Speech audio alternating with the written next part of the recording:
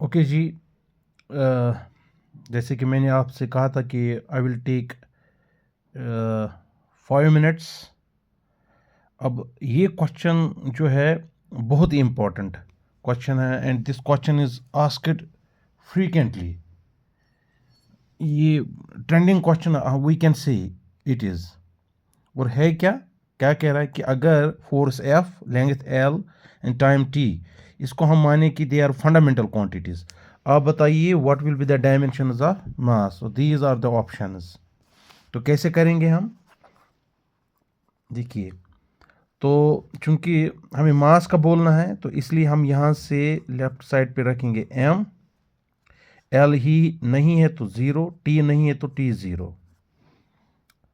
और यहाँ से क्या क्या है, यहाँ पर आप देखिए, you have here the force, और क्या है टी, और क्या है एल। तो ऐसे हम लेंगे। और यहाँ पर हम रखेंगे, हमें नहीं पता कि ए के ऊपर क्या डायमेंशन, तो ए एफ के ऊपर क्या है तो एफ, यहाँ पर बी, यहाँ पर ऐसे सी रखेंगे। और यहाँ पर यहाँ से आ जाएगा अब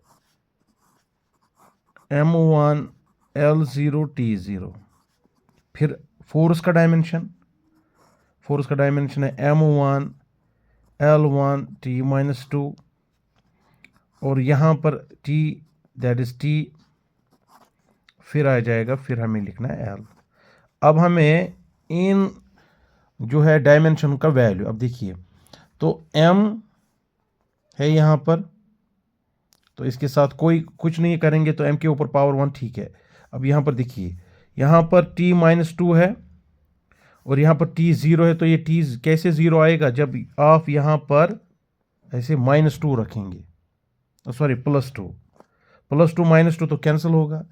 अब L के ऊपर यहाँ पर देखिए क्या है, पावर है 1, तो यहाँ पर पावर जब हम रखेंगे माइनस तो ये L कैंसिल होगा, तो यहाँ पर रखेंगे -1। तो इस तरह से M1 L0 T0। अब देखिए, फोर्स को आपने कोई ये नहीं रखा है, फोर्स के ऊपर पावर, इसका मतलब एफ ही रहेगा। तो ए जो है दिस विल बी द 1। दूसरा इसके साथ अब टी देखिए, तो टी आएगा, तो क्या है पावर T2, सही है। और फिर L माइनस ऐसे 1 आएगा, तो इसका मतलब है डायमेंशन आ जाएगी हमारी F1 T2 L -1। सो कौन सी ऑप्शन है, F1 T2 L। So that is here the first.